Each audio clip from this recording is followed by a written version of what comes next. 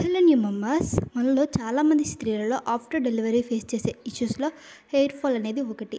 అయితే ఇది కొంతమంది స్త్రీలలో విపరీతంగా కనిపిస్తే మరి కొంతమంది స్త్రీలలో హెయిర్ ఫాల్ అనేది అసలు ఉండకపోవచ్చు. అయితే సాధారణంగా డెలివరీ అయిన 2 to 6 months టైంలో జుట్టు విపరీతంగా రాలుతుంది. అయితే ఈ జుట్టు రాలటం అనేది తాత్కాలికం మాత్రమే కావటం వలన మనం ఎక్కువగా ఇబ్బంది పడవలసిన అవసరం లేదు. డెలివరీ తర్వాత జుట్టు రాలడానికి మెయిన్ రీజన్ హార్మోన్ల స్థాయిలలో మార్పులు. గర్భం సమయంలో ఈస్ట్రోజన్ అనేది మన శరీరంలో ఎక్కువగా ఉంటుంది. ఈ ఈస్ట్రోజన్ అనేది జుట్టు పెరుగుదలలో ఎంతగానో ఉపయోగపడుతుంది.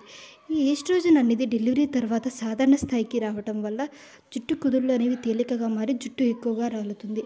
అయితే కొంతమంది స్త్రీలు ప్రెగ్నెంట్గా ఉన్నప్పుడు జుట్టు పెరగడం కూడా మనం గమనించవచ్చు. ఆ జుట్టుని కూడా వారు ఆఫ్టర్ డెలివరీ తర్వాత కోల్పోతారు. అలాగే కొంతమంది స్త్రీలలో ఒత్తిడి, పోషకాహార లోపం వంటివి కూడా జుట్టు రావడానికి కారణంగా ఉంటాయి. అయితే కొన్ని జాగ్రత్తల ద్వారా జుట్టు రావటంలో కొంత విముక్తిని మనం పొందవచ్చు.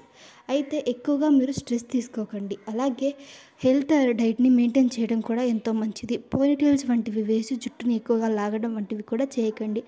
ఐరన్, జింక్, విటమిన్ సి వంటివి మీ డైట్లో ఉండేలా చూసుకోండి. కేశాలంకరణకు వాడే సామాగ్రి పట్ల కూడా కొంత జాగ్రత్తని పాటించడం వలన జుట్టు అనేది ఎక్కువగా రాలకుండా ఉంటుంది.